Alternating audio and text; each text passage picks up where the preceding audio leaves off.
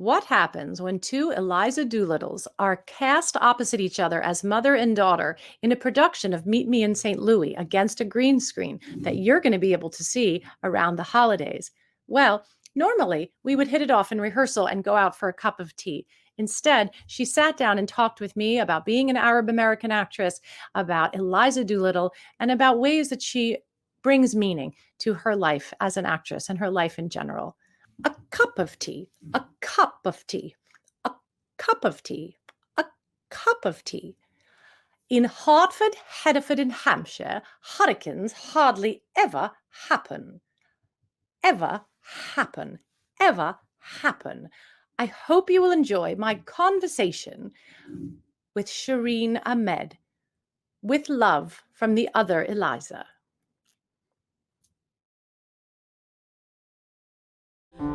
I could have danced all night, I could have danced all night, and still have begged for more. I could have spread my wings and done 1,000 things I've never done before. I'll never know what made it so exciting. Why all at once my heart took flight. So we're in Meet Me in St. Louis, which is going to be a holiday show, and we're both sitting against our green screens because we worked all day. All day. All day. So without going into Meet Me in St. Louis too much, it is so impossible for me to not, first of all, recognize that you've been really recognized a lot this year for your beautiful performances, Eliza. Before we get to your coming out party as Eliza, give me a little idea about where you grew up, your brothers, your parents, your very interesting family. Yeah, so I grew up in Baltimore, Maryland. I'm here now during the pandemic. You're with your parents? Yes, Oh, I'm here. Is that hard? Well, because I was on tour, so I had my apartment subletted, and so they're still there. Thank God. You know, I feel very thankful for that. But I'm back in Baltimore, and it's really nice to be home and kind of have like a pulse on what's going on here. But yeah, I kind of had a. They didn't give up your childhood bedroom? I'm still in my childhood bedroom. Well, it was a storage unit for a second.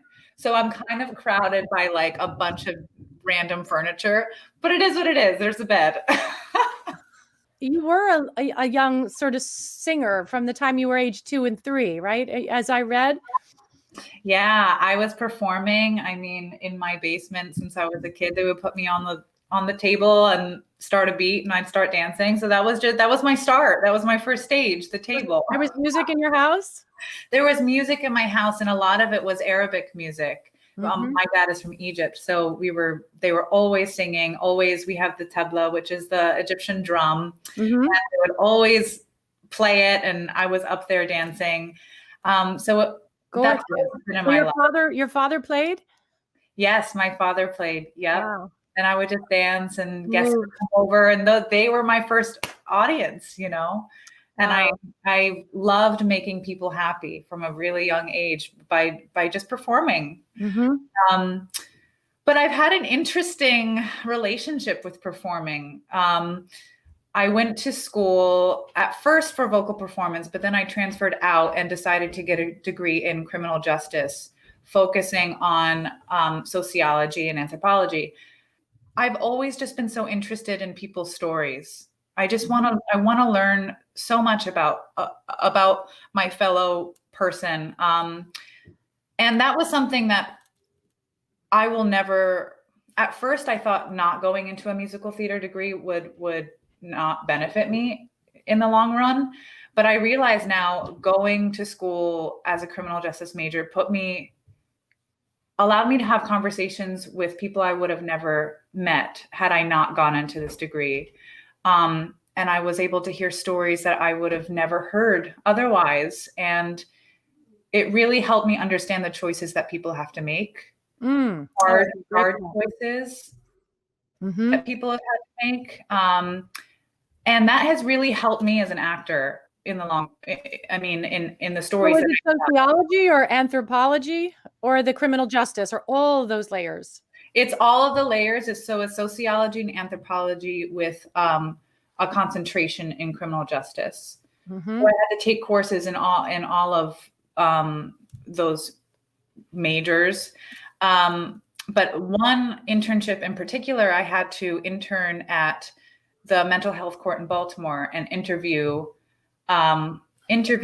inmates and just hear about their story. They would tell me their story, how they grew up, their childhood, and that really, really, really influenced my performances because I was able to really build my empathic muscle.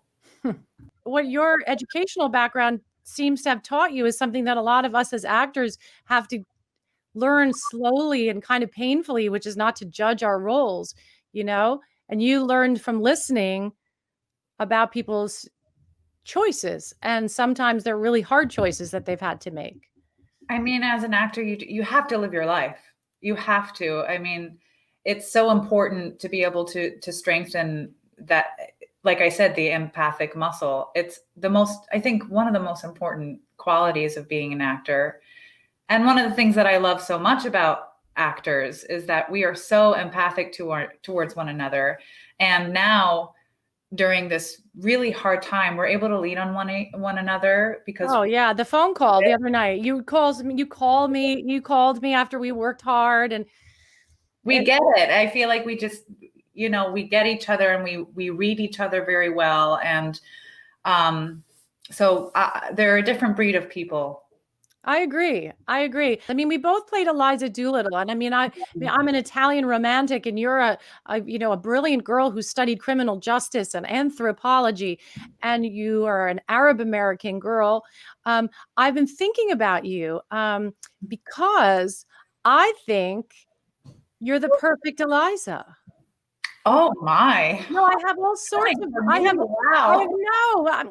I'm one of the girls who's played Eliza, but I have so many feelings about the character. Tell me about your. First of all, everyone who's played Eliza has some kind of crazy audition story, because to get the role is just. It has to be a dogfight. It has to be a drama. It just can't be like you rolled into the role. It has to be Eliza. It has to be Eliza. Exactly. You have to be tending your. Yes. Exactly. You have to be tending your violets for years and years and years, and somehow then fight your way through a few Henry Higginses, etc. Tell me how this all came to pass. You were in college doing anthropology and sociology. What happened? How are you starring in this show? Were you training your voice while doing sociology? I was doing community theater at the time. I was taking voice lessons. I was kind of creating like my own program outside of college because I knew that is what I wanted to do. But it almost felt like a plan B. I was like, this can't happen. Can you really make a life out of art and what you love? Yeah, I went to Yale and I didn't study. I wasn't even a theater major. No way. I wasn't a music major or a theater major. I was an art history major and studied the late Middle Ages and a minor in philosophy. So right. I was studying attitudes towards sex, death. I was literally taking classes on death, and philosophy.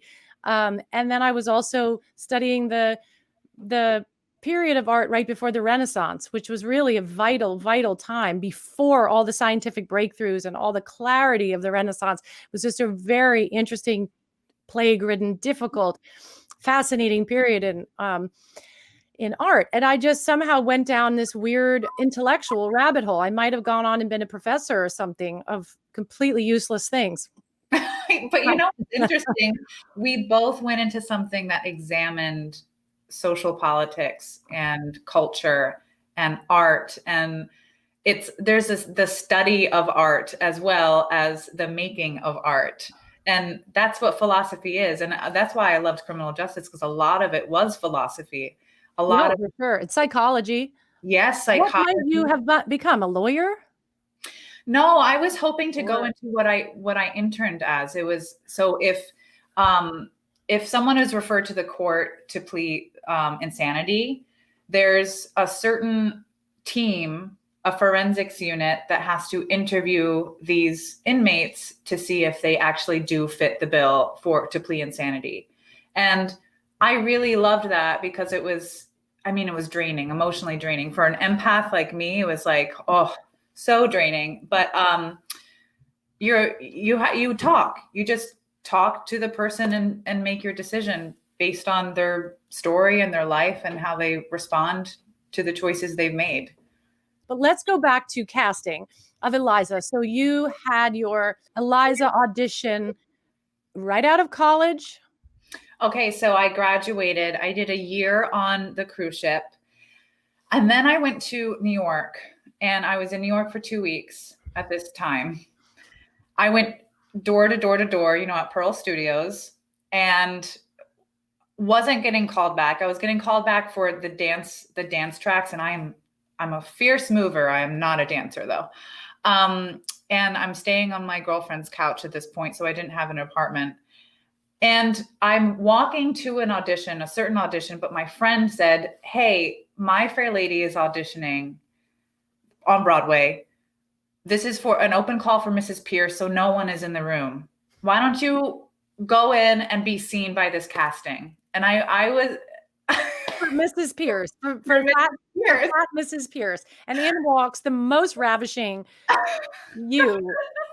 This is too good. Okay, so you showed up at an audition. This is proving one of my former essays about auditions, which I'll tell you about. So you just went in the door to be Mrs. Pierce. I wasn't part of the union. I didn't have an agent. At this point, I only had this cruise ship credit. And so I was like, what do I have to risk? There's nothing to lose. So I went in, I think I sang like 16 bars from The Music Man or something. And I was like, cool. I made a connection with this casting director. Check. Like, that was enough for me. Then I got a call back at the Lincoln Center for Bart and Ted and all of the creatives. Oh. And that was fun. I was like, this is a cool story. Then I got another call back. And I was like, is this real life? Wow. Then I got the call that night. Yeah. Wow. And you were right away understudy to? No. So I was part of the ensemble, and then partway through, the one of the covers was leaving, and she said, "Hey, I'm leaving. Here's the audition packet. You should really be seen for this." And by this point, so you were in the ensemble on Broadway. Yes. And a cast member was looking out for you. Yes. But you're so obviously Eliza. I would literally, I think I saw you. Wait a minute. I feel like, hang on, I'm having a memory of going to the show. I'm having a memory on camera of going to the show and seeing someone in the ensemble and being like, she's amazing. I actually am having a deja vu. I bet you $100 million it was you, because I felt something about you. I'm 100% sure that you were. I remember sitting there, and who was I with? And saying, "Do you see that girl? Like, she's." Wow, that would be too weird. It would be weird. I wish I could go back and like watch the tape of who I was watching, but I remember feeling something. I'm telling you, I have a feeling about you. I feel like you have a very special power for the character of Eliza and for her journey as being, someone that's been played for decades. And so let's get to that. So you got the phone call that you were in the ensemble. And then a member of the show told you to get your act together and audition for the part. Yes. And actually, Melissa, by this point, I truly believe that your greatest teachers are the people around you. And by this point, people would make fun of me backstage because I was watching the show 8 times a week. I wouldn't go back to my dressing room. I would change. And then, I'm watching Norbert Leo Butz. I'm watching Lauren Ambrose and Laura Benanti. So I was like, some incredible teachers right here. So I was backstage watching, so I knew the show like the back of my hand by that point. And then I went in for the audition for Bart, and yeah, it kind of just happened after that. And it was pretty special and really magical. And my debut, I had done so much work, so much personal work on this, that I felt incredibly present and really dropped in. I thought that I would, have one of those stories where it's like, I blacked out. No, I really felt connected with the people around me, and I felt safety in my cast. It was amazing. It was wonderful. Yeah. Were you 27 or 26 when you played it? I was 26. Yes, 26. 26? Yeah, because there was so much made about that production that she was 40 or whatever, that the actress, the original actress, there was so much made about that. And of course, Mrs. Patrick Campbell, I think, was closer to 50 when she played Eliza in the original Pygmalion. I'm sure someone will possibly correct me if I'm wrong, but I'm pretty sure she was in her mid to late 40s. But so there's a lot of reasons to justify it. But My Fair Lady is mostly played by someone very young. Right. How old were you when you played Eliza? I happen to have been the same age as Julie Andrews. I was 22. Oh my gosh, what a role at 22. Yeah, it was a little young, but it was great. It was great. I had a feeling about her. I mean, maybe we should compare notes on Eliza, but I had a feeling about her as a well, the concept of our show, which I've written about, was that Eliza was kind of emancipated before she was emancipated. She was like, I was very tall and I'd right out of college, just kind of smart and I wasn't masculine, but they wanted someone tall and solid, and they wanted her to be dressed like Charlie Chaplin. They wanted her to look like a man, and be completely just a down-to-earth girl who knows how to navigate the marketplace. And that when she finally in Henry Higgins's presence, and then learns to speak beautifully, not only is she crossing into the elegance of language, but that she's crossing a gender line. Actually, she's sort of becoming more of a female in the traditional sense, with a waistline and a skirt and a blouse. And then she's trading one marketplace for another, and the marketplace of the marriage market. And so they just wanted her to really have to face, why'd I do this?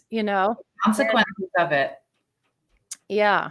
I mean, she has some serious consequences by the end of the show of like, is marriage her only option? And like you've gotten to this point or Eliza has gotten to this point where she's surpassed her wildest dreams. And then she has to navigate the whole class thing, the gender politics. And it's just, she's an incredible, incredible character. Now, your production had an allowance that we weren't allowed to do in the 90s. We tried to create a scene at the end where I come back, but I'm actually a mirage, like I'm a dream. And we had a kind of an abstract expressionist version of the set, and he's hearing me, and I come around like as if in a dream. So she was never.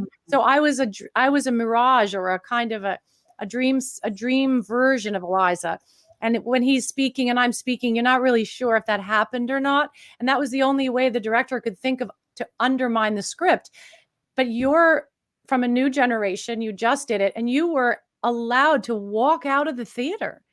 How did that feel? I mean, we never got that feeling. How did that feel? And what were you thinking?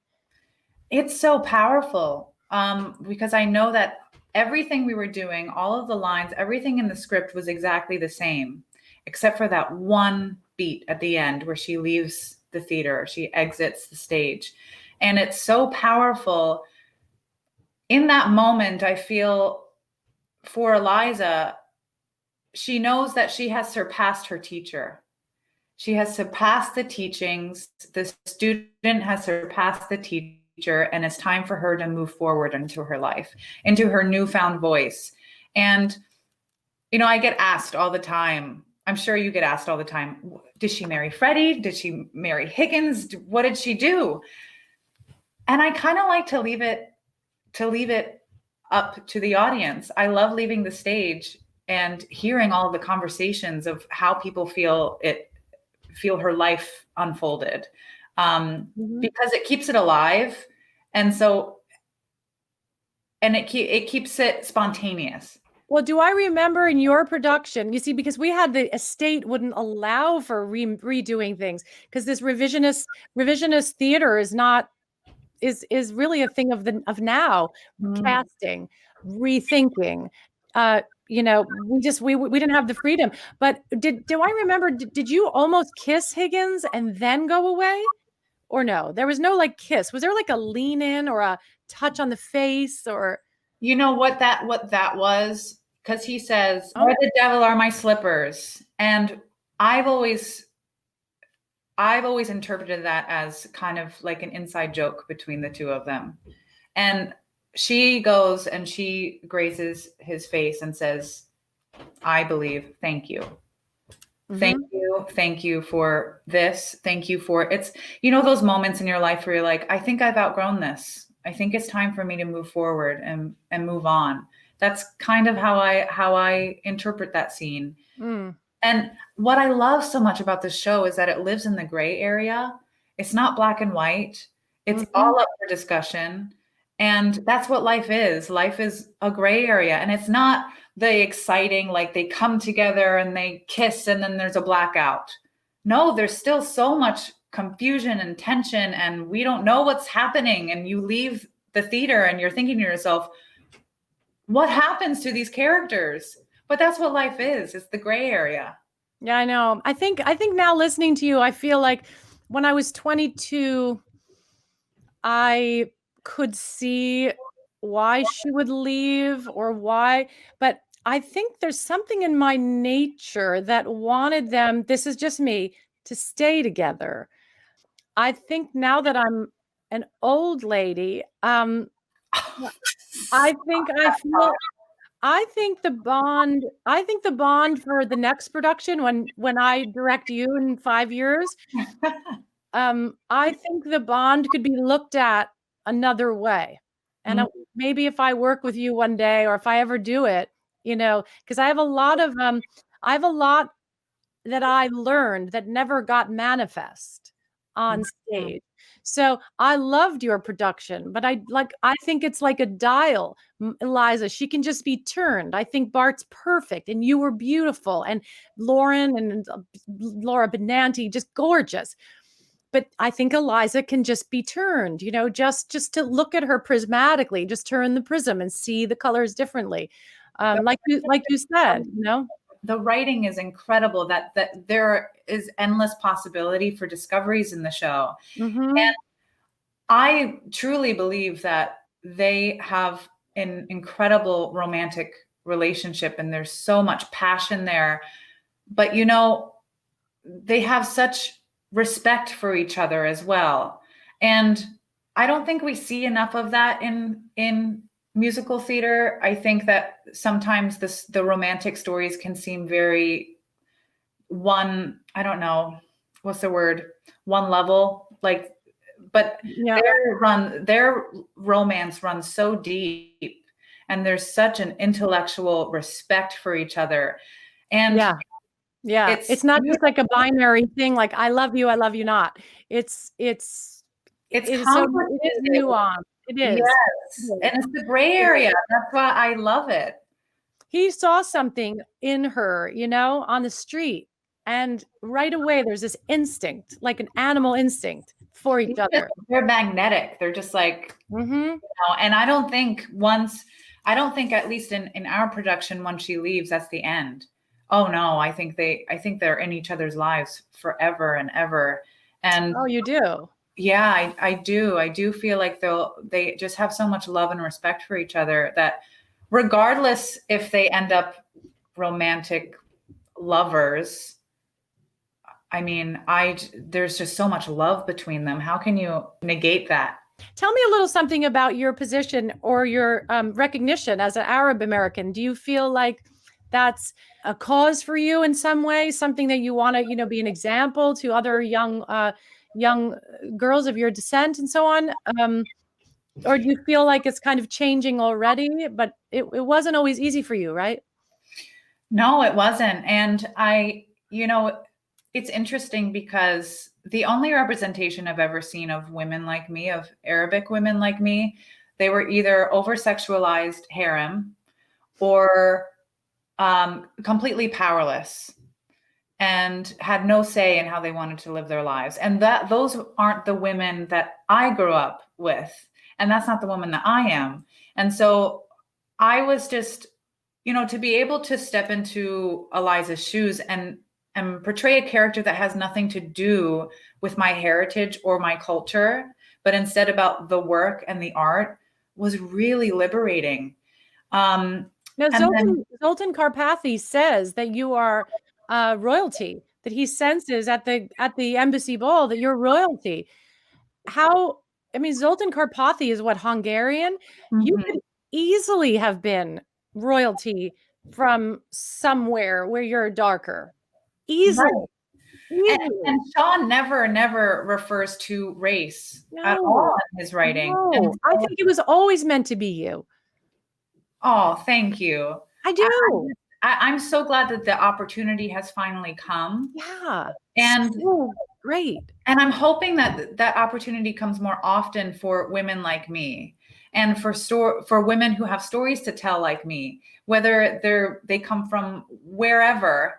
I think the stories that we are limited to as Arabic women, they're so small, and the narrative isn't necessarily something that we have control over. So to be able to take back that control of my own narrative and what I want out there is really, really liberating. And I just hope that door keeps opening for women of color and the BIMPOC community. And I think we're moving in that direction. I really feel like we are. Yeah, because it's important to sit in the audience and feel welcomed and feel like you were invited into this space. And I'm not saying it was anything to do with me, but I realized that more and more Arabs were coming to My Fair Lady once I was on tour. And so great to be able to look out and see a community of people that didn't necessarily feel invited into that space before and finally feel welcomed. It's really, it's I don't know how to explain it. It just warms me. Yeah. Well, you are a bright star, and you're going to bring a lot of people to the theater, not just Arabic people, but everything, you are just a bright star. Do you have things in the pandemic that, let's say, is there a dream that you have while there's this time? Is there something that you would call, an impossible dream, maybe, that you might take a look at? I kind of fell into this. I kind of fell into My Fair Lady and stumbled upon it. I just love to continue on this path. I hope to revisit Eliza if the tour does come back. Fingers crossed we are still. But I still want to tell stories that are relevant to today, whether those are revived stories, because I feel like those are very important stories to tell, or new stories, especially stories that have to do with my narrative as an Arabic woman.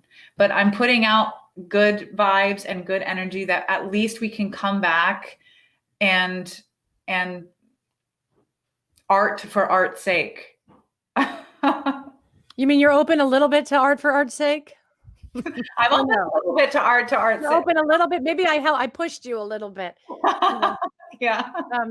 Yeah. I understand. the minute that essential worker got defined, more clearly, I thought, wow, I'm useless, Oh yeah, heartbreaking. It was heartbreaking. It was heartbreaking because I didn't used to think I was useless, I'm a mother, so at least they put me right to work. I had to clean and cook but we're not, the audience is, I believe they miss stories. They miss the stories. I miss the stories. I miss going to see wonderful, incredible performers every night whenever I want in New York. That's like the dream, You like the stage.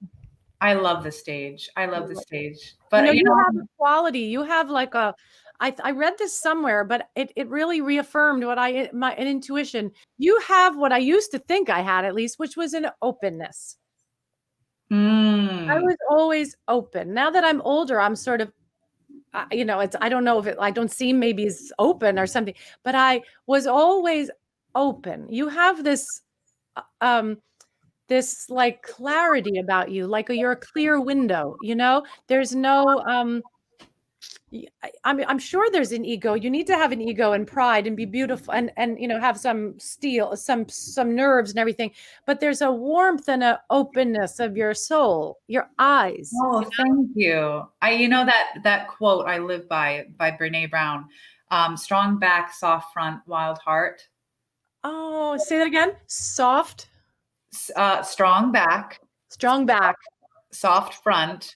Soft front. That's not the boobs. That's just that's the boobs. Is that the boobs? But I think they mean the soul, the face, or the soul. Yeah, the soul and openness, but you have that strength. Strong back, soft front, wild heart. You can stand alone. I don't think anyone told me though about the strong back thing. I think I grew up in a different era. Strong back was like, we were not strong back. Look, we couldn't even do My Fair Lady right. But I feel, yeah, we have the same heart. And it's interesting. You do have that soft front where we're able to have a conversation like this, and we're both empaths. I can sense that.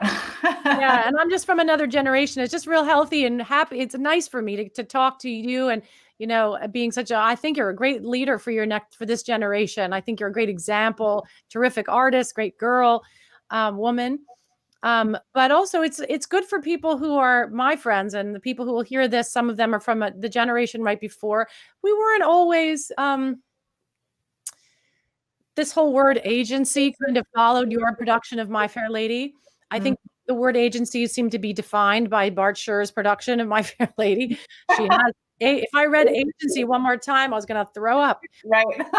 I never heard the word agency except for like a talent agency, We were a different generation, and you're look like Kamala Harris, if you see it, you could become it.